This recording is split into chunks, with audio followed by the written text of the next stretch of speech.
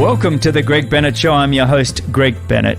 And today I have a delightful conversation with just a remarkable human being, but one of the all-time great athletes to come into the sport in this last few years, Taylor Knibb. She's probably the fastest rising athlete of 2021, starting the year by qualifying for the Olympic Games and then having just an incredible string of races through the middle of the year, which has her finishing second in the ITU World Series and now currently ranked fourth in the world on the PTO Championships. Just an incredible athlete. Her story into the sport is fascinating. She actually never really did anything else but train for triathlon since she was about 3, 4, or 5. Her mum was an athlete, and they would do runs and swims and bikes with each other on the weekends, and that's what they did. They didn't know anything else different. So probably my first guest ever that has said that she basically was born doing the sport of triathlon. Just absolutely fascinating. We start the show with some really fun rapid fire questions, and then we get a little bit deeper into her mindset and her team and the impact of the Olympics and the events that followed on her life and how her life has changed because of it. Just a really great episode. I'm a huge fan of Taylor, and I think you will be at the end of this one as well. Before we go on, I want to thank you so much for listening and sharing the show. Please, if you can, share it on your social channels. That really just helps the show grow. And also, please keep that feedback coming. I've had some really fantastic feedback that I do listen to and I do implement, so I appreciate that. Keep it coming. And finally, if you would support the show's partner, Athletic Brewing. They're just absolutely brilliant company, wonderful non-alcoholic beer that I enjoy daily. So go check them out. And I hope you enjoy Taylor as much as I did. Remember, success comes to those who endure one moment longer.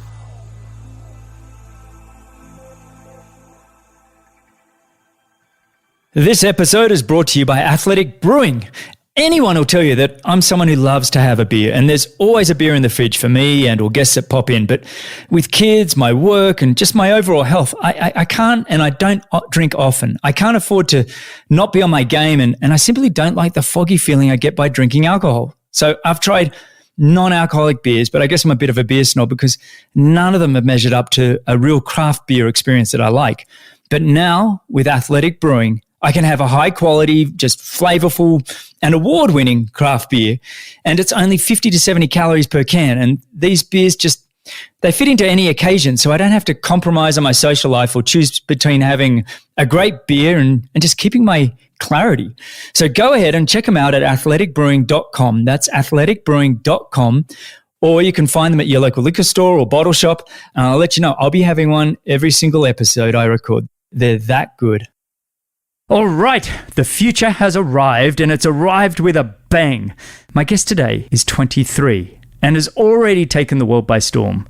Her win at the WTS Yokohama event at the start of 2021 earned her an Olympic spot for the US team in Tokyo. And in Tokyo, her performance in the mixed relay was one of the most powerful performances of the day, earning herself and her team the silver medal. A few weeks after the Games, she went on a stampede. She placed second at the Boulder 70.3, second at WTS Montreal, won the WTS Grand Final in Edmonton, then smashed the incredible field at the Collins Cup in Samorin, Slovakia on a road bike with the fastest time by over 3 minutes, and then wrapped it up by finishing third at the Ironman 70.3 World Championships. Add to that her junior and under-23 world titles, and wow, the future is truly here. Her current PTO world ranking is 4th in the world, and that ranking does not include the Olympics or the World Series events that she did so well in. On top of all of that, she's one of the sweetest, most down-to-earth women I've had the pleasure of meeting and getting to know. So welcome, and thank you for joining me on the Greg Bennett Show, Taylor Knibb. How are you? Well, thanks for the introduction. Thanks for having me. Oh, you are more than welcome. Did I miss anything in that introduction? You've been just on such a whirlwind in 2021. It's been outstanding. Yeah, I don't think so. I said a lot myself. I feel like you reminded me of things. I feel like because of the Collins Cup, like Edmonton kind of just got wiped away. But it is what it is. Does that, when I read that back to you, I mean, how does it make you feel when you hear such an incredible, last 6 months really? I mean, how does that actually feel when you hear that resume read back? I feel like I'm still digesting it, and when I hear it read back, I'm like, oh, like looking at all the places where I could have been better, like at the Olympics. But that's like the harsh critic. I feel like most athletes and people are. So I don't hear about like the good things. I hear more of like the areas where they weren't the best. So that's probably not the best thing, but that is what I hear. You're such an athlete. It's always like you've had such an incredible year, but you know what? My Olympics could have been better. By the way, you were 16th. It wasn't terrible. I mean, I know you had a higher wanting to do more there, but honestly, you still walked away with a medal. Team USA and that mixed relay were all outstanding. The whole team were just brilliant. Did you find that Olympics, the camaraderie, it seemed to me Team USA really had an amazing team spirit. Was it like that for you? Yes, and I think that actually one of the really neat things about it was the fact that we didn't have any fans or any foreign or any spectators. So as a team, I felt like we became more of a team because like my family wasn't there and neither were any of the other athletes. So we do pretty much everything together. And that's something that I'm not sure we'll ever get again. Like, I'm not sure if that was your experience when you went to the Olympics. Like, did your family go and did you spend time with them, or did you really get to know the other Australians? It's funny you mentioned that. Laura and I were both talking about our Olympic experiences just the other night with friends, and for her, London was a bit of a tough Olympics because she had all her family there and my family there, and everybody kind of wants a piece, right? Everybody, what are you doing? What are you up to? Maybe we can catch up over here or catch up over there, and it can be kind of stressful because you're trying to focus on one job, one task that you've been preparing for years. And all of a sudden you get there and everybody wants to be there. They've all been a part of the journey, but they all kind of, maybe we can catch up for lunch or dinner or coffee, or those little things can kind of chip away at you a little bit. And I, by no means, am putting down our families and friends that all want to hang out with us, but it is something that does add to decision making leading into the games. You know, you have this enormous anxiety already, and then you're just like, I don't want to have to make a decision on where we're meeting for dinner or whatever, you know. And so I get what you're saying, that to have the freedom to focus on being a team together without all of that outside influence, it probably helped you really focus in. That's an interesting way of putting it, because I think when you look at future Olympics for yourself, being that they happen, hopefully, hopefully, I would say, you know, that could be very, very different. But the COVID Tokyo Olympics really did make it, you know, without the crowds. It was different. But I also want to just talk about the fact that just over a year ago, probably mid last year, you reached out to me actually and said, Greg, I'm listening to your show, and do you think I could chat and pick your brains a little bit? We had a lovely conversation, and I went home to Laura and I said, she's the real deal. This one's the real deal. And I don't mean to make you feel uncomfortable by saying this, but what I mean by it was I felt like you knew who you were and you knew what you wanted, and I really felt like you're in control of your own life. And they're a big three things when you're trying to find out if somebody's going to be successful. You remember that chat? I do, and I'm grateful that you took the time to talk with me. I feel like that says more about you than me, but I really appreciated that. So for me, like coming up, like I came up as a junior, but then like I graduated college, and it's kind of like, okay, now what? There's no manual, and that's what I've lived my whole life off of. Like, okay, you go from this grade to this grade, and then you do this thing and this thing. And then for me, like I got out into the world of triathlon. And first of all, there were no races last year, but also it's kind of like, okay, what do you do? And so you just ask, like, I guess I thought, okay, I'll ask people who've gone through it before. And if they're kind enough to take their time and help me out a little bit, I really appreciated that. But it's a little bit of a scary world to walk into. So I'm grateful the last like year and a half has gone, or a year or 6 months of racing has gone well. But like just the transition to like go full time was intimidating to me. And I remember in that conversation, you were deciding, do you move to Colorado, and, which coach should you go to? And there were some big decisions, and you were ready to make them. You happy with all the decisions? I mean, looking at the scoreboard, you'd say probably yes, but I want to hear your thoughts. Oh, I'm extremely grateful. So I moved to Boulder, and I absolutely love it here. Although I feel like I still don't really know everything about Boulder. I mean, I know Left Hand Canyon so well, but I don't think I've ridden up Flagstaff once, so people can judge. I'm liking having a home base, and I'm liking having a really solid group of people around me, both people who I train with and then also people who I feel like are a member of like my team and really support me and help me. So I'm really grateful for how everything has turned out, and I'm looking forward to the future. It's funny you talk about that, because when I was doing a lot of my training and I was kind of focused on the short course, I basically rarely left Left Hand Canyon that you speak of. I sometimes went down to South St. Vrain when I was doing my longer loop to Lyons and up that canyon, but I kind of didn't almost leave Boulder County, and everybody else in town was an Ironman or longer type athlete that were doing all these monster rides, and I really didn't get to see Boulder and its bigger surrounding areas and the Colorado Rockies probably until my last couple of years as a professional living there. So there's plenty of time for you to check it all out. I get that your repeats and your interval type work is all going to be pretty close to home, and that's how I operated as well. But what I'd like to do today is just get to know you a little bit better, and then and discuss your recent events of this year. But to warm up, I thought we'd put the rapid fire questions early in this episode. Great. How do you feel about that? Well, good. I'll get them out of the way. No, I like moving these around. I find these really fun for me. Here we go. What's something new happening in your life right now? Well, this week I don't have structured training, so that's really, really new. Good answer. Not really interesting, but that's all right. No, I just said something new. I didn't say it had to be interesting. All right. What are you currently watching on Netflix or any streaming service? Ooh, I feel like I'm in the middle of a number of things. I'm a huge fan of Grey's Anatomy, so I will always be watching that. I actually didn't watch it last year because I was afraid it was going to be the last season, but I'm just always a fan of Grey's Anatomy.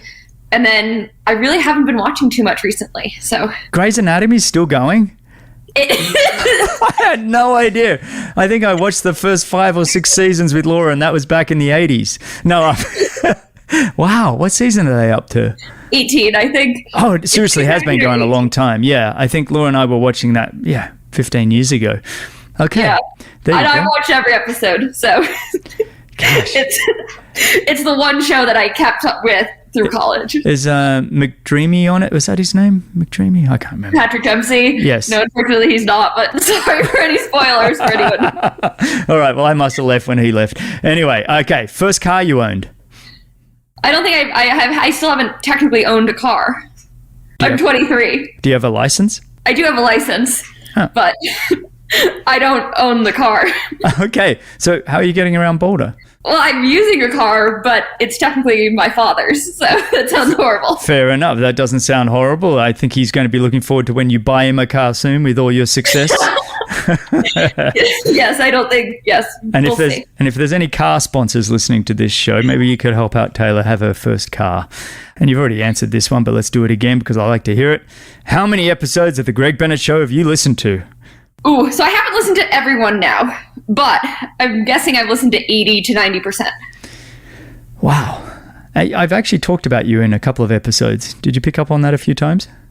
Well, you tag me in them on Instagram so that I know that I'm in them and I'm not sure I want to listen to them. That's because, I don't love, hearing about myself, and I will not be listening to this episode. I'm sorry, but I just can't hear myself speak. I don't know if it's as painful for everyone else to listen to me as it is for me, or it's just hearing yourself. But I couldn't listen to myself speak. It's just, I could if I had to, but it's not something that I enjoy doing all day. You do realize that we're all the same. There's nobody that actually loves to listen to yourself. It's even when I'm turn it up to 2 times the speed. My goodness. But I'm sure there is someone in the world who loves it. And yeah, maybe. I'm actually getting used to hearing my own voice, which You kind of just get over it after a while. You're like, okay, this is how I sound. I'm just gonna keep talking. All right, let's move on. 2 most used apps on your phone. Oh, probably the messaging app.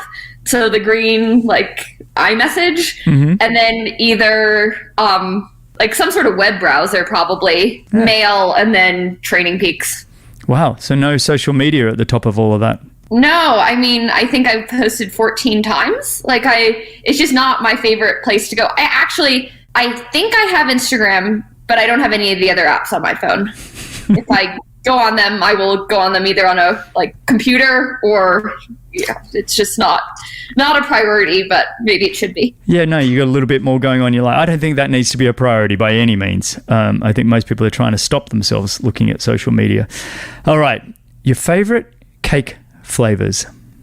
If I said you have to have a cake right now, what would you want to eat? Well, any cake sounds really good right now, but I will admit, so when I came back to Boulder just recently, this isn't cake, but have you ever been to the cookie store Crumble? Within the first 44 hours of returning from Abu Dhabi, I had 7 Crumble cookies. But they're huge cookies. Anyway, love sweets. But it would probably actually be vanilla with some sort of buttercream frosting for a cake. Very plain, but... You and Laura would hit it off on both fronts. She's right in the cookies with all the crumbles. So yes, and all the icing that goes with the cake. Okay, what is your last Google search? Last thing you put in Google and you searched. What was it? Oh, well, today was probably the weather. That was... Fair enough. This time of year, the weather's changing. Fair enough. Yeah, except for the fact in Boulder, I feel like the most valuable weather app is just looking out the window, which seems counterintuitive, but I'll look at my weather app and it says sunny, and then it's literally pouring rain outside. I'm like, there's something that's wrong, but so. Yeah, but Boulder, it can absolutely be a storm that you're, okay, I'm never going outside again. And literally 30 minutes later, that storm is gone and the roads are completely dry. And you're like, oh, I guess I am going for that 3-hour bike that I thought I didn't have to do. All right. What time of day are you most productive? Ooh. I think that changes depending on my sleep schedule. Yeah, and it depends on what kind of productivity. If you wanted me to do chores around the house, that's a different time of day behind any sort of deep work or reading versus physical activity. So it just depends on the thing. Definitely not in the 3 to 5 p.m. range, but then most other times of the day, I'm fairly productive. So don't ask you to do anything between 3 and 5 p.m., right? No, I learned that in college, and I'd put myself in a lecture during that time because I knew I wouldn't get a lot of work done or I wouldn't be good in a seminar during that time. So then if I was in a lecture, at least I was doing something productive. And that's how I picked my schedule. I learned that I wouldn't get a lot of work done during that time. I said at the top of the show, you know yourself very well, and that's what impressed me. There's most people wouldn't identify that as a time that they don't want to be, having to overusing their brain to be too productive, and sitting in a lecture is a way for you to decompress a little bit. It's just setting up the environment for success more so because I'm kind of forced to do something. And so that's what helps me. It's less motivation and more okay, you just have to do it. So you're going to do it. That's horrible. Oh, I love it. All right. First job. My first job. Well, technically triathlon. That's a good answer. We'll take it.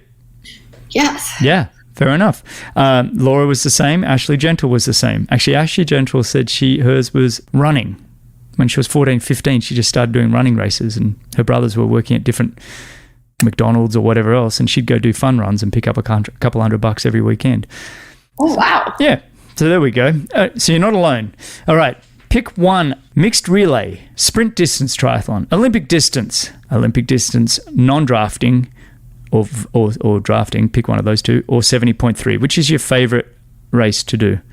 Do I have to, if I pick this race saying it's my favorite, is that what I have to do for the rest of my life? Or is it just, because they're all so different, but they're fun in their differences. So you love them all? Well, so I don't think I've ever done a non-draft Olympic distance, as an elite. But yeah, I like the different distances and I like the different challenges that they bring. because like actually just this past weekend I raced in Abu Dhabi, the WTS race, and that was a sprint. And that's like fun in a different sense, but like part of me was like, this is awesome. And another part was like, I wish we had like a few more laps of this. But then, yeah, like they're just so, like I enjoy the differences and then I enjoy bringing them together. We'll see how it works next year. No, I think that's a great answer. And by the way, you did finish 5th this past weekend in a sprint distance. You know, happy with that? Yeah, it's good. It's not great, which I'm hoping that's actually a better way for me to enter the off season than if it was like a race that I'm very happy with. Because I think that then it's kind of like, it just like, it exposes me raw in a certain sense. Like I'm wide open. No, I have a ton to work on and I like that. But that's probably not the answer. Yes, I would have loved to have done better, but I also appreciate that it was a good race and it will hopefully, I'm going to try to use it to help me as much as I can over the next few months. You know, I think it's been an outstanding year, which we'll go into in a little bit. But, you know, I think, like you said, finishing in 5th, it gives you that little bit of hunger you know, okay, what else can I improve upon in going into the off season? I think that's a great thing to have. Next one, was the decision to go to a specific university difficult? And tell us about the university you chose. So I went to Cornell University. I did not want to go there because I was ended up being the 10th person in my family to go there. So I was kind of like, yeah, I don't want to go there. I want to go anywhere else. My brother's now there, so he's the 11th. It kept pulling me back for some reason. My number one rule was my mom's like, you have to apply the broken leg rule, which is like, could you be happy at this if you could not do any sport? And I'm like, yeah, I could be happy here. But I could run there, which a lot of schools, a lot of coaches wouldn't even talk to me because I did triathlon. I didn't have any of the track times, and I'd done some cross country races, but they're like, those don't count. You need track times. And I'm like, okay, well, can you look at, here are my triathlon results. Here are my cross country results. Can we take anything from this information? So a coach, the running coach at Cornell was like, you know what? I'm willing to try it. I think you could potentially be a good runner. So that's part of the reason I went there. So there were a lot of factors, and I waited till pretty much the last minute to make the decision. I think I had until April 30th to make the decision, and I decided on April 28th or April 29th. What were your other options? What were you looking at otherwise? So I was looking, my last two choices was I was either going to go to Columbia or Cornell. But earlier on in the process, I was really interested in going to Williams, which is a small liberal arts college in Massachusetts, because they're in the NESCAC, so I could have swam and ran also. But I kind of went with my gut, which sounds horrible on the decision, but I'm grateful for the decision I made. Yeah. I'm still stuck on the fact that there's 10, now 11 from your family have gone to Cornell. So, okay, let's take us through it. Your parents or No, siblings? So it's all on my mom's side. So my mom's parents met there, and then my great uncle, so my grandmother's brother, went there, and then my mom and her 3 brothers went there, and then 2 of my cousins went there, and then I went there and my brother. Wow. The neat thing is that it's a big school. And so therefore I think that everyone of the family members had a significantly different experience. And even my brother and I overlapped for 2 years, and it's not like I saw him very frequently. I think I ran into him at the grocery store once, and maybe on campus once or twice, and then we would meet up. But if we didn't plan to meet up, it wasn't like I was seeing him every day. It's a big campus, it's a big school, and there's a lot going on. So I think was a benefit, and everyone has different experiences. Well, fantastic to you and all your family, because I know Cornell, just to get into, is incredible. So to have 10 of you there is absolutely 11. Sorry, excuse me, is absolutely amazing. All right, let's get through this rapid fire. We've got a couple more here. Okay, really important one. Which decade of music is the best? I think it depends on the day for me, but I feel like I kind of go towards the 2010s. I'm not sure I understand the most recent music in the past 2 to 3 years. But then, before that, I like most of the music. Fair enough. You're very political in your answers. You kind of go, well, depending on the day, and maybe I just want you to tell me, so the best 10 years of music ever from what, 2000 to 2010, you think? When you say the 10s, or is that from the 10s to... 2010 to like 2019. All right. But I feel like I'm probably not the best judge. Like, I feel like I should decide something like this. I'm not an expert That's in any okay. way. No, you don't need to be an expert. It's your world. When I listen to... Yeah, I'll listen to some 80s stuff or 90s stuff or even like the 2000s. So it really depends on the day. Of course. I get it. Look, I'll be in the car with the kids and I'll have the Archies playing with, 1950s, 1960s. They know, Sugar, Sugar, or some of those really great songs.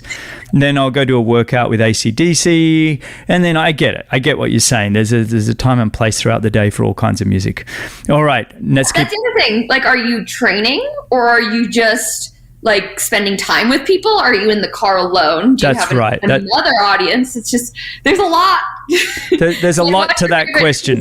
I guess the point is if you were locked into a radio station forever that played a decade of music and you were trapped into that one, that's kind of the idea. But you don't have to answer that. I think we've answered it enough. All right. If you could transform yourself into one animal, which one would you choose? Oh, these are really hard questions. Oh, it's not. Wow. Come on. Everybody knows what animal they want to be. You haven't thought about that? I enjoy being me, but yes, most days. But, I think it'd be neat to be a dolphin. I'll say that. There you go. Very good. I was just thinking about that for myself. What do I want to be? And I think I'd be a hawk or an eagle. Oh. An eagle. I think I'd like to fly. Yeah. Okay. Ooh, fly would be neat. Yeah. All right. Where is somewhere you haven't been you'd like to go? New Zealand. Oh, yeah. Great.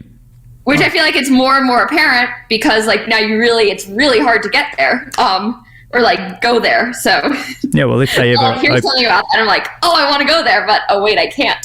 Well, yeah, if they ever open up again, New Zealand's back on the radar. And finally, greatest movie of all time. So one of my favorite movies is Forrest Gump. I'll pick Forrest Gump. Great choice. I like that one too. Okay, what I want to do now is we've warmed you up. We've got a little bit of an insight into your life. We've had a bit of fun with those rapid fire questions. I do want to rewind the clock, which is not going to be terribly far for you. Some of the guests I have on have a lot more years to go back. But with you, I really just want to find out this story of how you got into triathlon and when did this sort of all start for you? When did you find, the fact that you were picking your university knowing you wanted to be a triathlete, when did it all start and what was that like? So I did my first triathlon in 2009. That's the easy answer. But that was like really for fun. And I'm realizing, I feel like what I considered normal growing up, I'm learning now wasn't really normal. I grew up in a very active household and just like certain things that we did, like I'm learning like most kids don't do that. Like I was running with my mom would like take my brother and I for a run when I was probably, I don't know, 3, 4, 5. I don't know when I did my first road race, but I was really young.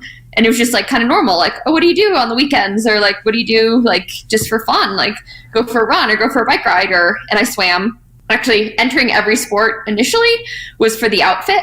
It sounds really weird, but like the deal, like that's what motivated me. Like that's what started swimming. I wanted this bathing suit and my mom's like, okay, well you have to do swim team. I'm like, okay, deal. I'll do that. And because I wanted that bathing suit. But then so I'd go watch my mom's races. And eventually in 2009, I got to do a kids race. And then the next year I wanted to do more. And it was just like, I kept just wanting to do more. And I feel like it's just kind of taken me there, but that's a bad answer because you're like, okay, you just wanted to do more. And now it's brought you to doing it full time as your job. There's a lot in between, but I'm really not sure how it all pieced together. It was just always in you. You said you went for runs with your mum and your dad or your mum. Were they doing triathlon then, you said? Yeah, my mom was, yes. And my dad was really active too. So I think he really stopped, like he's done a few marathons. He still has the fastest marathon in our family, which he'll bring up. Good on him. What is it? It's a 3:12. Well done. So I really want to do a marathon soon. But I also don't because I don't really want to do one soon, but I'd love to just have the family record. Yes. And so like it was just, we were very active. And so it was just kind of normal to go either watch a race or do a race. I'm learning that's not what most people grew up with. And so your mum, was she doing the Ironman type racing? What kind of triathlons was she doing? She was actually doing more, I think, Olympic distance sprint races, 70.3s, because she did her first Ironman in 2010 in Lake Placid. So I did my first triathlon before she did her first Ironman. Gotcha. Wow. And then was there a point in time where you thought, I'm actually reasonably good at this? Was it, winning the World Junior Championships, or was it before that you started to go, hey, I go okay at this? Well, I'm not even sure, like, when I won the Junior World Championship, if I'm like, oh, wow, I'm actually really good at this, because, like, the fun thing about Junior Worlds for me was that then I got to watch the elite races in person. So, like, the first time I got to see a WTS race in person was in 2014, and that was, like, my first Junior Worlds, and I remember, like, it was just so neat, and that was one of the best parts of the whole experience, not the race, but getting to watch the elites race. And so, like, just seeing, like, I didn't know how to compare myself to them or, like, what the jump was. Like, I don't think I made the correlation for some reason. I was just, like, I was focused on my world of getting better, racing the people who I was racing. And then, like, that was a different world that I was completely inspired by, completely intrigued by, and was just a huge fan. But I'm not sure when the bridge kind of formed.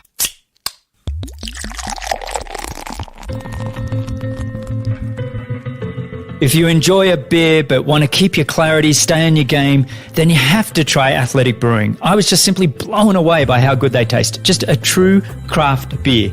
Go check them out at athleticbrewing.com. That's athleticbrewing.com.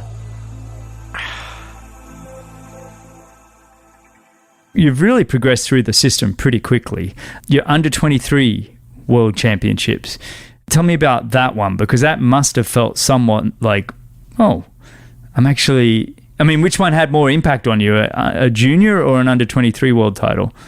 That's hard to say, because I think that, like, my two junior titles were very different, just kind of even the build up in the year, like, going into it. But then also in 2017, before Rotterdam, the Junior Worlds that year, I got second at WTS Edmonton. And so I think that was a lot, because that was my third WTS race ever. I got second. I broke away with Flora on the bike. So then in 2018, like, going into Gold Coast, I felt like I really hadn't had a great race that whole year.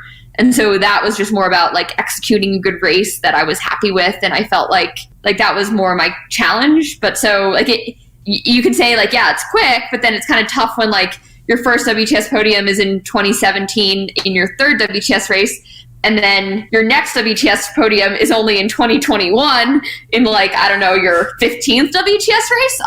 It just feels like that 4 years was a long time. But it isn't a long time, but it is. Yeah, I get that. You kind of, I found, like, going through those junior years, the consistency is harder to find. It's like you don't have that big aerobic strength endurance base, and so you have these moments where you feel fantastic, and depending on how the race pans out is going to determine sort of your result at the end. But for you, have you always had this ability on the bike to do as much damage as you do? Because that seems to be, you're strong across the board, but boy, is that a weapon. Yeah. So actually in 2013, that was the first year I raced draft legal, and I raced in the youth elite series in the United States, which is absolutely fantastic. In my second youth race, I broke away on the bike. That was kind of the first time I did it. And then the next race was nationals, and I had, like, really high hopes for that race. I crashed around the first corner, like, common theme, and I finished 8th. And then the next year, I was, like, already jumping up to a juniors. And one of the things was that one thing that happened was in 2013, Tamara Gorman from the U.S. won the junior world title. So then she was back racing in juniors. So I could race, like, I raced in the United States against the best junior female in the world at that time, which was huge for me. But also there was another junior racing named Stephanie Jenks, and she, I think, had the sophomore record for the 5K in the United States. Like, I think she ran like a 16:20 something 5K as a sophomore in high school. Wow. So, like, I was racing her also. So like my run, I don't know if my run's even there today, but like just developing my run at that point, like I just kind of needed to use the bike as a weapon. So I definitely overrode a few races, but I learned how to get away and stay away, and that became more common for me. So then to go to elite races was almost harder, because it's like, okay, this is completely different because I'm riding with other people and it's just a whole different dynamic. When you saw sort of Flora do what she was just started to do sort of in that, what was it, 2015, 2016, and breaking away, did that give you your hope that was like, I can do this in the senior ranks as well? Yeah, I'm not sure I even thought about the senior ranks at that point. Like I was just very impressed by that kind of racing. But also I think the best part was that like I had gotten all this feedback before, like, oh wow, like whenever I do it, like, oh wow, that was so bold or something like that. And I'm like, no, it was just smart. Like I would have been not smart to just sit in the pack with these runners that are faster than me if I can outride them. So like I didn't see it as being bold in any sense. I'm like, that's just like way I can execute my best race. So then when she started doing it, like she made it very cool and almost acceptable to do at other levels. I love that. I think we all enjoyed. Well, I've enjoyed watching the sport for the last 40 years, to be honest, and how it evolves and changes. And, you know, it goes from being a swim pack type race and runner's race to all of a sudden you have the likes of yourself and Flora that are now saying, hang on, we're going to make this bike really tough. And if you want to keep up with me, good luck. And I think that's made it really fun for us as fans to watch it. You get away, can you stay away? How are you going to break away? Because it's not easy to ride somebody off your wheel. Is that well thought out? Actually, let's touch on that. Is that thought out when you say, I want to break away? Are you just riding them off your wheel, or is there a tactical component? No, and I feel like sometimes it's really just luck of who happens to be on your wheel. Because let's say like if you're in a big group, there are some people who can definitely hold your wheel. Like I think we saw like at Abu Dhabi, like those other 4 women that I was in the lead bike group with, they're incredible riders and also tactically savvy, and they know where to position themselves. They know how to cover moves. Even like when I tried to make a break, I think on lap 3, I knew Flora wasn't taking an all out pull. And so she knows that too, because other people, like you can also like, other riders will know to like either hold back or not, depending on like if they're going to get attacked. And so just like that tactical savviness, I guess, for lack of a better term, so it can be lucky of who's on your wheel. The course can play a huge impact. And also like I think there's so many factors, and for every like breakaway I feel like I've had, I feel like there are also a lot that I haven't had. But you don't remember those. Maybe I remember those, but like even Junior Worlds in 2016, I came out really far behind out of the water, like 45 seconds over a 750 meter swim. And at the end of the first lap, I had gotten myself to the front, and then I like took a turn quickly and I brought 3 girls with me, because that 4th girl, she didn't have a good gearing, or anyway, like we dropped her and then we dropped the rest of like the 30 other women.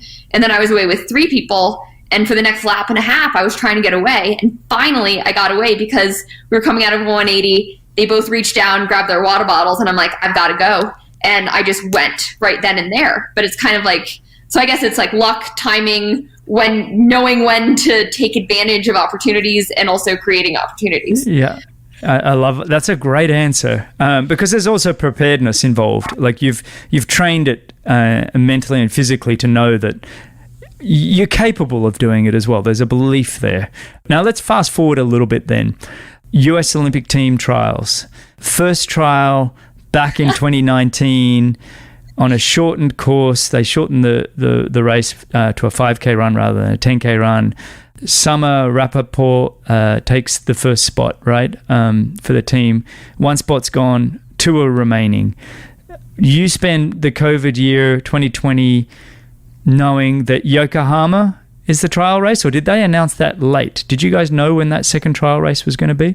Well, I think so it was, I'm not sure exactly when we learned exactly when it was, but kind of like we got language through USAT like all throughout like the year, because there was so much uncertainty. It was kind of like, okay, like you won't need to be prepared. Like we won't have a trial race and like before this date. And then they'd kind of move the date back and continue to move the date back. And then like they like said like, yeah, we can expect it to be in Yokohama in 2021. I don't know when that was exactly formulated, but I think like by November, December last year, I think we knew, maybe even like September, October. But yeah, so there's plenty of time to think about it and overthink about it. Yeah. Well, so let's look at that race, because what did you have to do to go to the Olympics? Was it win? Was it podium? Yeah, so actually the men and the women had different criteria because Summer had qualified for the women, but there was no male already qualified. So as a female, you had to be on the podium and the first American. Wow. So if who hasn't already qualified. So if Summer had finished first and I'd finished second, I would have qualified. But if another American woman had won and I was second, I wouldn't have qualified. But if I was third, yeah, so there, you understand how it is. No, yeah, for sure. So it was really on, and so your preparation for that race, knowing that basically you had to be first American and on the podium, which doesn't give you, 3 spots on a podium is not a lot of room. And how you prepared for that? Was that all in Boulder? You'd moved out to Boulder, you found a new coach. Was that all in the winter training camp, or did you guys train somewhere else to get ready for Yokohama, which I imagine was still pretty warm? And when was that May, yeah. Yes. So actually, so I moved out to Boulder on January 18th, and I did not leave Boulder until I think May 10th when I flew out to Yokohama. So that was the longest stint I'd ever spent at altitude. So the quintessential rule, like don't try anything new before race day. That was the longest period of time I'd ever been at altitude. I learned when I moved here, like I feel like it was one of the first days, like one of the people I trained with is like, yeah, February and March are the snowiest months. I'm like, oh, great, this is good news. But I think that like it really, I enjoyed just being like my group went actually to a camp in Arizona for 2 weeks at the beginning of February, but I just stayed here. So that was like a choice I made, and I think it helped me. Unfortunately, 8 weeks out from Yokohama, I was actually diagnosed with stress reactions in my shins. So then I took 3 weeks off of running, and Yokohama was one of my first intense runs outside. So it could have gone either way. But I wonder if in retrospect, if that really helped my swim and bike improve even more. So not that I'm going to try to do that every year, but it was a very mixed lead up. And I think that the aim for me was to execute a great race. And I kind of knew what I needed to do if I wanted to qualify for the team. But also the aim for the whole year was just to learn and improve and gain the most experiences I could. So it wasn't like qualifying for the Olympics wasn't a be all end all goal, but it was just my coach and I understood that it was an opportunity that was part of this season. Do you think it took a bit of pressure off having that injury sort of, and then obviously you need to get healthy from that injury, but did it take some of the pressure off, as athletes, and especially young athletes, we can put a lot more anxiety and feeling and dealing with pressure. Did it help you kind of just take a deep breath and, like you said, just kind of go, okay, just roll through this and get a consistent result? Well, I think I was just grateful to be on the start line after it was my first race in 18 months. Yeah, I'm guessing it helped me in some ways because it was just, I was a lot more flexible with my training because it was just we're just trying to do the best we can. And so I just had to listen to my body, give my coach a lot of feedback. He called it using the force, kind of to figure out what to have me do.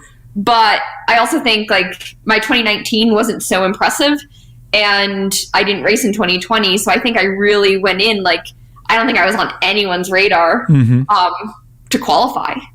So that also helped me because it was we kind of remember her, but kind of not. Which can help sometimes. Well, I remember I was so excited to see you have a great race, especially as we had conversations and I did think the world of you when we had spoken, and I was it was just such a thrill to see you have a breakout performance. What I've enjoyed though since is it wasn't a fluke. This last 6 months, you've backed it up. Do you know what I mean? I'm not discrediting. I just mean a one-off race. Sometimes you can have it, and then it's kind of, oh, she got away on the bike and got that. But you backed it up consistently throughout this year. So you'd have to say that Boulder, your coaching and the way you're approaching things is definitely in the right direction. Who is your coach? What's his name? Ian O'Brien. That's right. Yeah. And so you have a nice squad there? Yes, we have a great group, and it's a predominantly short course, but then like I did a lot of training this year with Jeannie Metzler. So which in Boulder 70.3 and 70.3 Worlds, we were within 12 seconds of each other, which like if you looked at our like workouts, like yes, we do a lot together, but we also like, I know we don't do a lot together. So it's kind of like, how did we end up like 12 seconds apart in these like 4-hour plus races somehow? And you're not together throughout the race. That's the other part. You guys don't, it's not like you're shoulder to shoulder for the 4 hours. It's just you. I think you got Jeannie in Boulder, and then she got you back in 70.3 Worlds. I think you got her in Collins Cup pretty well though too. So really you're 2-1. We're not keeping score. Oh, we're not? Oh, I am. I've got it just in my diary here. 2-1. Okay, there we go. No, because here's the thing. I mean, like, I feel like I would not have had the year I did without her. And of course, like, while I was lining up in Yokohama after like without 18, like I hadn't raced in 18 months. Like, there's no way.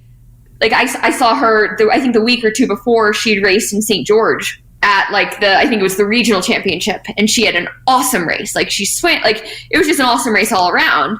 But like, and seeing like, okay, we're doing similar training, like maybe I can have a good race too in Yokohama. Like maybe that's silly of me for thinking that, but I think that there's some sort of confidence you can have from seeing people who you train with do well, and kind of if you haven't raced in a while.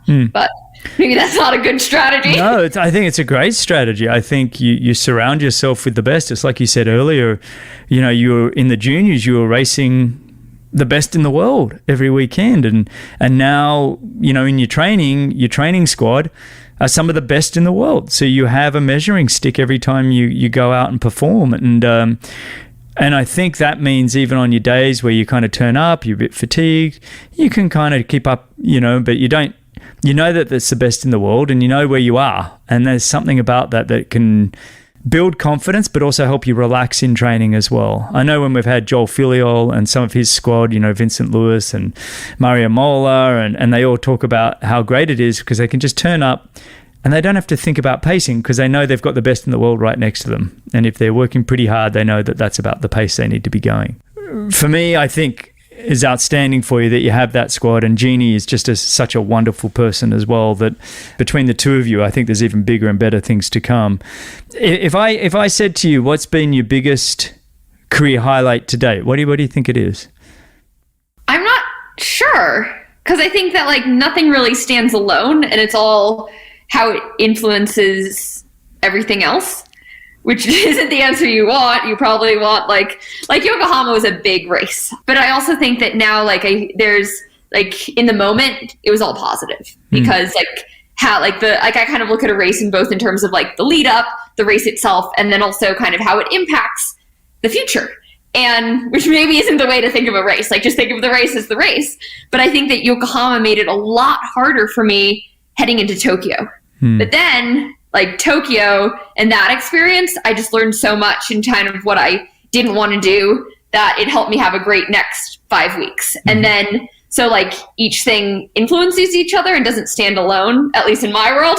So Yokohama's a big one, but also like I've enjoyed most of the races this year. Yeah, I mean, that's a great answer. I don't think that's unreasonable to say. Somebody says, Greg, what's your career highlight? Well, I don't really have one. And my highlight is that I had 27 years as a professional and enjoyed every moment of it, the ups and the downs, you know, because, you know, you do learn a lot in the downs, you know, and there's something really rewarding there. And of course, the highs, you know, when you do get to cross the tape first, it does feel very, very special. But at the same time, maybe you don't learn as much as what you do when you get the shit kicked out of you. So it's kind of the whole career is special. I think this 2021, that 5 weeks you put together, I think you'll remember for a long, long time. I think it was your debut 70.3, wasn't it, in Boulder? Yes, but the issue is that like I don't know if I'll remember it accurately because like, but that's the thing. I think I like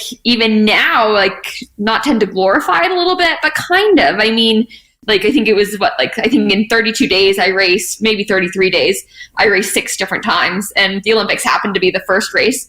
But like it wasn't like every day was perfect, but I'll look at that like, wow, that was a great 5 weeks. But like, there's good parts, bad parts, like it's life. And even within every race, it's the same thing. And also kind of how I came off of that, I was just exhausted. I bet you were. I bet you. I mean, there was some travel involved there. I mean, I was announcing Samorin. That wasn't an easy place to get to from anywhere in the world, but I mean, it's still an outstanding place, an outstanding race. And, you know, we watched your performance there on a road bike, like I said in the introduction, and you had the fastest split amongst all the women there. That race to me was something incredible. I think you just laid it down on a road bike and then still held it together and had a really fantastic run.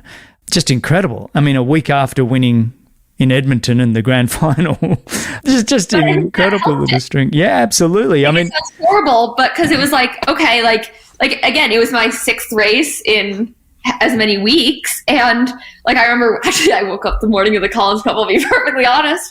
I hadn't been sleeping great the whole week, and I'd finally gotten a good night's sleep. And I woke up like later in the morning. I think we went off at 1 p.m. So I think it was like 8:30, maybe even 9 a.m. And I'm like, I could go back to bed for another few hours, but I might miss the race. I'm like, oh goodness, like normally like race morning, like the thing you want to be feeling is that you could go back to bed. I mean, then you know there really aren't any really nerves there, which is great. And I was like, wow, maybe this is like one race too many. But like, it was a great opportunity, and I know getting like the opportunity to race someone like Danielle Reef she's one of those people who doesn't like come along every single year. Like they're kind of like a once in a decade kind of person. So I'm like this is a good opportunity. So like just have fun with it. Like you just never know what can happen. And so that was fun, but not expected. I was thinking after that, 6 races in 6 weeks or whatever, you did have a little bit of a break. Well, a little bit of a break to prepare for 70.3 Worlds, but I'm wondering if you should have just kept racing every single week to have the win at 70.3. I'm just kidding, obviously. Were you, after that block, you said you were fatigued, were you able to get yourself back to 70.3 Worlds and feel like you were in a good place, or was there still some fatigue that carried over? I'm not sure, so I think like the tough, so like there are like different kinds of fatigue. So like I think physical, mental, and emotional, and good races are great, but I feel like good races come with a lot of attention. And for like someone like me, I'm not a huge fan of all the attention.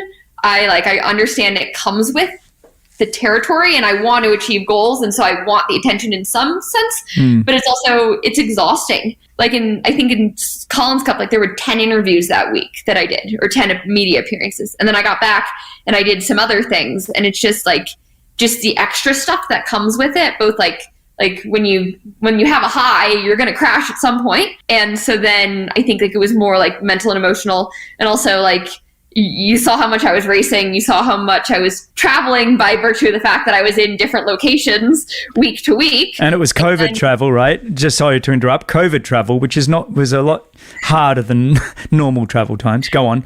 Well, it's just a little there's just a little bit more you have to do. And so like, I felt like I lost a lot of the base that I had built up. And so just like, I remember I think I did one 3-hour ride in between Collins Cup and 70.3 Worlds. And like during like a normal training block, like that's not a super long ride for me, but like that was the first ride over 3 hours I had done since like beginning of July. It was just like, it felt endless. So I think more mentally than anything, but yes, it was not, I think if I were to do 6 races again in that period of time, I'd kind of structure it a bit differently, and maybe move my travel day, not the day after, but 2 days after the race. So then I could do like get in the aerobic window the day after, but I'd have to talk to my coach about that. Oh goodness, what are you planning? Let's not do that again. I mean, we'll have a look at it as a whole. I mean, you ranked number 4 on the PTO World Rankings, which again, they don't take into account the ITU races. I'm not sure I understand that why, but I'll have Sam Renouf on here. It's over Olympic distance, only they rank. So like something like the LA Tri recently, I don't think that counted for PTO rankings, because like World Triathlon Series has their own ranking system. I know, but I'm all about a professional triathlete is a professional triathlete. This is my point of view. I'll have Sam Renouf on the show in a couple of weeks, everybody, but who's the CEO of the Professional Triathlete Organization. I think we should be combining everything, with Olympics being obviously the number one, then things like Kona Ironman the next level down, and we can rank everything. But anyway, that's just my point of view, that I think your world ranking would even be higher if we were looking at the World Series and the Olympics included, but it's not. But you still finished, what did you finish in the 2021 World Series? Second in that series. You're fourth on the PTO. Definitely most improved, I think, athlete for 2021. I don't think we need to discuss that anymore. It's just absolutely... Maybe not. I mean, who knows? I don't know. I can't think of anyone. I think Sam Long had a great year. He improved a lot on the men's side, but I think your year was really, really outstanding. Let's have a look at a bit. Just take me through a typical training day. I know a lot of listeners are always like to hear a typical training day or a typical week for a professional triathlete. What does that look like for you at the moment? Well, maybe not at the moment because you're on off season, but let's say that a week in between that massive block and 70.3 Worlds. Oh, so I can answer the week question a lot better than a typical training day. So my week is anchored around 2 active recovery days on Mondays and Fridays. And those are they're on our own. You can do whatever you want, pretty much. Just get ready for the other days, except for their mandatory swims, which it's like optional active recovery day, but a mandatory swim. So, but I love the swims those days, so no complaints. And then every other day we have at least one quality session. And so Tuesday is the quality run, and then we'll have like an aerobic swim and a flush ride in the afternoon. Wednesday is a quality swim first up, and then we'll have a 2 hour aerobic ride and a run. Thursday, it's quality long ride and a swim and a run. And then Saturday's a fun day because there's like a quality run in the morning, you have a flush ride, and then 3 p.m. quality swim. I don't know why, like 3 p.m. on a Saturday afternoon is just, it's made me better. It's fun.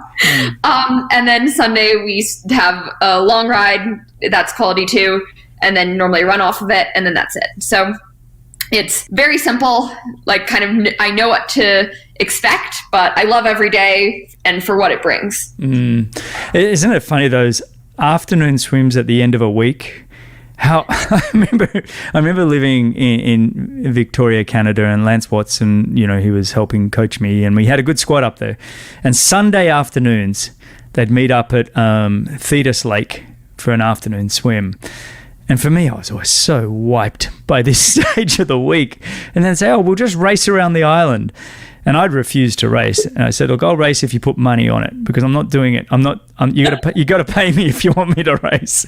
So then we'd put like a loonie or whatever it is, that's $1. And I'll be like, all right, I'll do it for the $1. And but it was like, that's terrible, isn't it? I shouldn't be encouraging that behavior. But I was so tired at the end of a huge week of training, and then we had to do this. I just wanted to flop in the water and not do anything. And I was like, I've got to do another hard swim. Come on. Yeah, but it's good to know that you can be bought out that easily. I'm not that cheap anymore. Yeah, I mean, $1 is all it takes. Wow. That's your appearance fee. Good to know. Yeah, well, inflation's kicked in a lot recently. $1 back in 2002 meant something. Yeah, I don't think it's kicked in that much. What are we up to? Maybe $2? $1.50? I know, seriously. Oh man. Let's keep moving on, because I know your time. I really appreciate you sitting and chatting with me, and I wish we were doing this in person, but I have flown to Florida, so I just missed you. But tell me about your team, because you've mentioned your mum and dad and your coach Ian O'Brien and Jeannie. Is there much more of a team? What do you have there in Boulder? Have you got a nice support structure around you? Yes. Well, so first off, as you said, my parents, they're not in Boulder, but then Ian, and then I have a strength coach, Aaron Carson, who is absolutely awesome. Then I have a chiropractor, a psychologist. Now I have a manager, and then also the training group. I'm really enjoying it. Well done. I'm impressed with all of that. You've built Aaron is absolutely fantastic. Big shout out to Aaron Carson, who strength trainer to it seems like most of the professional triathletes in Boulder now, but started with Tio and Rinny and a couple of the other professional triathletes, and she's doing an outstanding job with you all. So that's fantastic. The fact that you're working with a psychologist, great to have somebody like that on your team.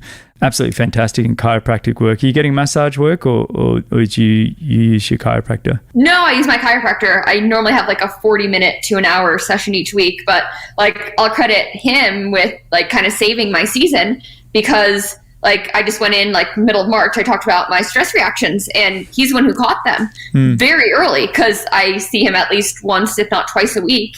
And I just like went in like typical, and he's like, wow, like your right calf is really tight. Like, he knows my body. And so he's like, you know what? He's like, I'm just a little concerned, because apparently like that can happen when like there's an off balance between the rebuilding process within the bone. And he's like, let's just get an MRI, check it out. And sure enough, like it was like beginning of just a stress reaction. So I only had to take 3 weeks off of running, but like I hadn't felt that. So like there is no way I would have been in Yokohama without him. No way. What's his name? John Minnan. He actually, he runs.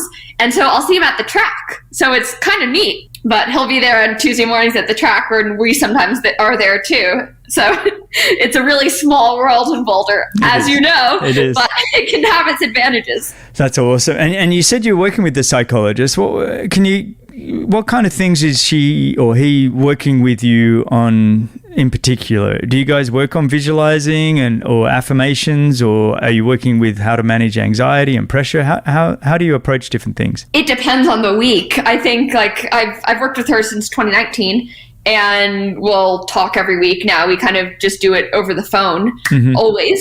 It's just 45 minutes, and we'll talk about pretty much anything. And some weeks it's a lot more structured than not. And sometimes like we're really working on something in specific. Some days I'm just like talking about how my week was. Like it's just a range of things. And but I think it's really helpful, because when I started off, it was like I was heading back, like I'd gone in 2019, fall of 2019, I was still in college. And I remember like one week I'd be like she'd ask me like how my week has been. And like one week it was like, oh, it's great. And the next week it was like, oh my God, the world's ending. And the next week it was like, oh, it's great. And then the next week again, it was like, oh my God, everything's falling apart. And so then like, I think just having that, like, she's like, you know, I'm noticing a trend that like 1 week you're doing great, and the next week, like everything's falling apart. So like, let's work on that. But it's just kind of like learning that, and learning how your mind thinks and operates, I think it's helped me, I think. But I know it's not for everyone. So no. And going into the Olympics, was she there for you in that kind of respect? Was she, does she play a role where, you know, when you're feeling nervous, anxious, is she a good sounding board for you in those kind of times? Yes, except for I made the mistake of I canceled on her. I never cancel. And I realized that like that's because I was so nervous. And so that's like one thing I learned in between, like before that, I'm like, okay, like in the future, like I was so nervous that I canceled, because like I just like I did not want to talk about it, because I was just kind of freaking out a little bit. And so I like now I've told her, I'm like, in the future, like do not ever let me cancel. That's the only time I think I've canceled right when you probably needed it most. Yeah, which is often probably how it like works. But so like I recognize that, and I can accept that I made that poor decision, and I will not make it again. It's interesting, isn't it? I mean, you got to give yourself a little bit of room here, because I think, you know, you're 23, you're thrust onto the world stage, there's a lot there, and then expectations and all sorts of stresses kick in. I don't want to embarrass myself. All of these kind of things start kicking in. And I remember seeing you at Scott Carpenter Pool, actually, and maybe the day before you were flying out, and I remember thinking, oh, she's definitely feeling a bit nervous. And then I think I remember seeing Flora maybe 2 days later. She was still at the pool, and she waited very, very last minute. And she came over to play with the kids, and she was just like so chill. Do you know what I mean? Like just, and I left going, okay, I think Flora is she's ready. Do you know what I mean? And it's hard for an athlete to get to that point. There's this self-belief, and I very rarely got there. So when I saw it in Flora, I was like, ooh. I went and put money on her. I never bet But I was like, I did. I put $20 on her, and I can't remember what I made, 120 or something. So anyway. And that's amazing, and how hearing that story is just kind of amazing in terms of how much even how we live and how we're operating, and you could read those signals how many a week or two out before the race, and you could see that, and how kind of we reveal so much in just our day-to-day behavior. If you read that in yourself, it's kind of okay, how can you change that? If I could have recognized that like you did, how could I have changed things to help me perform better in that race? That's how I'm thinking about it. But no, I agree. And I think a lot of it comes down, Alistair Brownlee talked about there's confidence and there's self-belief, and they're actually not one and the same. One, we can go in kind of banging our chest with confidence. It's a little bit of a bravo type thing with confidence. But the other one's a deep-seated self-belief that just helps you manage and massage that anxiety that wants to creep in. And that's because it knows that you're ready. And like you said earlier, there's the emotional, mental, and the physical. And you can there's a strong just self-belief. I'm ready. And when you have that, you're kind of okay, all the boxes are ticked. I'm going to go over here and play with a 1 and a 3-year-old kid because there's no anxiety now. I don't need to rush home. And that'll come. I have zero doubt with you that that's coming. And I've seen many of the greats, Nicholas Spirig and numerous others, being incredibly nervous. Actually, when we had Nicola on the show a couple of weeks ago, Laura and I were both chatting about, remember how nervous Nicola used to get? But she got more and more and matured into it and got more and more self-belief as she went along. And I have zero doubt that that'll happen for you as well as the years go on and the more you get used to being on big start lines. Because there's no better way. You can be taught these things. You can read books. You can talk to your psychologist. But I tell you what, being on the start line at these big events time and time and time again, experience is the greatest lesson you'll ever have. This year alone, look how you woke up in Samorin and just said, I'm not even nervous, I'm relaxed. And yet I was at that press conference, and I've never seen some of the greatest in the world be so stressed because they didn't want to let their team down. And the anxiety level seemed incredibly high. So, already there, your self-belief and your calmness was already growing. So there's my 2 cents. Well, thank you. I hope it comes. But I also think that dealing with the Olympics was just my least favorite thing here. Going into it was how some people would tell me it's just another race. It's just another race. I think that was the most accurate way to describe it. In that, for me at least, it was just another race because the race was the only thing that was actually similar to anything else. I mean, everything else, even the weeks leading into it, there's just so much energy and talk and comparison and just a lot of extra noise that wasn't necessary, I think. And then before the race, but once the start, once the gun finally went off, I was exhausted. It was getting there. And then finally it was familiar, but that was it took getting to the race. That is so true. And I was asked a question on a new app called AnyQuestion, and I'm on that app, and I was asked by somebody, which was the hardest part for you mentally in a triathlon? And I thought about it and I was well, mentally in the race, I don't really find there's anything that hard. I'm prepared and I'm ready. But I do struggle with the mentally leading into the race, managing the anxiety, managing the energy, because when you go to an Olympics, it's not just another race because there's all the other stuff that goes around it. And so it's managing all the stuff around it that I struggled with the most. But once the gun went off and you dive in the water, oh yeah, I know how to do this part. I know how to do the swim, the bike, the run, the transitions. That's no problem at all. And all the fear sort of just goes away. Anyway, let's wrap up the show a little bit. I have 2 big questions that I want to ask you. Firstly, what is one tip you have for people on how to optimize their lives? Well, I think it's kind of funny that you're asking a 23-year-old this because I feel like I'm still learning this. No, I think behind your laughter and excitement and enthusiasm, there's a deep maturity there that I've recognized for a long, long time. So I'm more than happy for you to answer this question. Well, so learning this year, I think listening to your body is really important. Sleeping, and then also the people you surround yourself with. I think those are and those are 3 things. Spending time, and I think maybe the past 2 years has taught us that too, just like quality time with quality people can be so important. Also, different things work for different people, so maybe that's not important for some people, but like spend time with quality people, listen to your body, and sleep. Great answer. I love all of that. And I think coming out of this, like you said, coming out of this 18 months, and some people are still kind of coming out of it now, depending where you are in the world.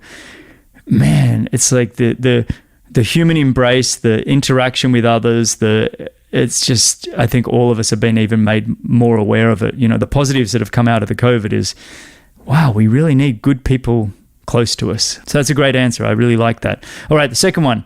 If you could sit and have a coffee with any living person, who would it be and why? There are a lot of people I'd want to have coffee with.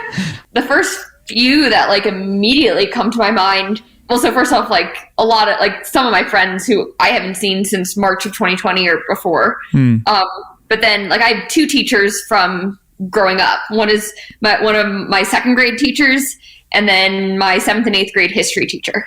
I would love to sit down and have coffee and talk with them again. Like I feel like they've had a huge impact on my life. First of all, I want to thank them, but also like I just like to reconnect with them and talk with them again. Oh, we got to make that one happen. We got to make. Yeah, I don't know. It's hard to find people. Oh man, well, what are their names? And we'll put it out there. I'm sure somebody knows somebody. What are their names? What are your? I'll get to work on that. What are your teachers' names? Well, so one was Miss Fernsler, and the other one was Mr. Nadler. Mr. Nadler. All right. Well, surely you can find them. Because I think that's fantastic. All right, Taylor, what's next for you? You're on off season now. You're on a break, or what do we got coming up, and what's your plans for early next year? Yes, I'm taking a break for the next, I think, 2 weeks. I think I get, and then I'll ease back into training, and then try to like figure out next year. It's a bit of strange year because the World Triathlon Series doesn't reopen. First of all, I don't know if you know, but the 2022 World Triathlon season already started. So like we had the 2020 Olympics, the 2021 World Series, and now the 2022 World Series all in 1 year. Weird, all in 2021. But like, so Yokohama, that'll be the next World Triathlon Series race, which is middle of May. Oh, wow. And then like there's a huge break too. So I'm not sure. We'll see. And so are you looking at 70.3s again, some of the PTO races? What are you looking at? To fill in those gaps? Yeah. Well, like, so my focus will be the short course racing because the Olympic points hopefully will open up next year for Paris, which is kind of crazy, but also exciting. And then, yes, I'd love to do a 70.3 or like middle distance race a little bit more prepared. To be perfectly honest, both in terms of like I did those 70.3s off of like very much Olympic distance training. So I'd love to be a little bit more prepared and just like have more nutrition knowledge probably and a number of other things. And maybe a time trial bike? Are you like, would you change definitely. bikes? Yeah. Who's your bike sponsor? Who have you got working with you with that? Will be working with Trek. Oh, brilliant. Okay. Good work with Mark Andrews and the whole team. I got to ride the Amanda in Abu Dhabi, and it's amazing. Oh, yeah. Are you working with Mark Andrews and the team at Trek? He's brilliant. I don't know if you'll get the chance to work with him, but say hello if you do. Yes, I got the new bike. I'm not sure if I'm allowed to say this. But then he's like, oh, please call me to like learn how it all works. And I'm like, oh, wow. And he spent like 45 minutes answering all the questions I had because like I want to pack it well. I want to know the bike. And like he answered every question I had and like told me all about it. It was amazing. Oh, he's brilliant. But that was, and he'll be at a lot of the big races too. I still see him every now and then. Sorry for listeners, we're going on, but Trek have been they're very supportive of the sport of triathlon and the professionals, and they don't just throw bikes at the athletes. They do come with a great support crew, and Mark Andrews leads the way there. So I just want to give a shout out to him. But Taylor, this has been fantastic. Thank you so much for just sitting with me. I know you've had a busy day and you could be doing a lot more other things on your break than talking to me, but I really appreciate it. And just sharing all your knowledge that you've gained over a short period of time, but it's had such an amazing impact. So thank you so much for joining me. Thank you so much for having me. I'm honored to be on this show. I feel like I've listened to it so many times that this is such a treat for me. No, the honor's all mine, trust me. And I hope that we can probably, continue to do maybe one of these a year and progress over the next few years together. And I'm always here if you want a sounding board or anything else. I love our conversations. So, thanks for making this one happen again. I just want to thank everybody for listening and sharing the show and just all the feedback. I truly appreciate it. Keep it coming. You can find the show notes, timestamps, links, and all the coupon codes at bennettendurance.com/media.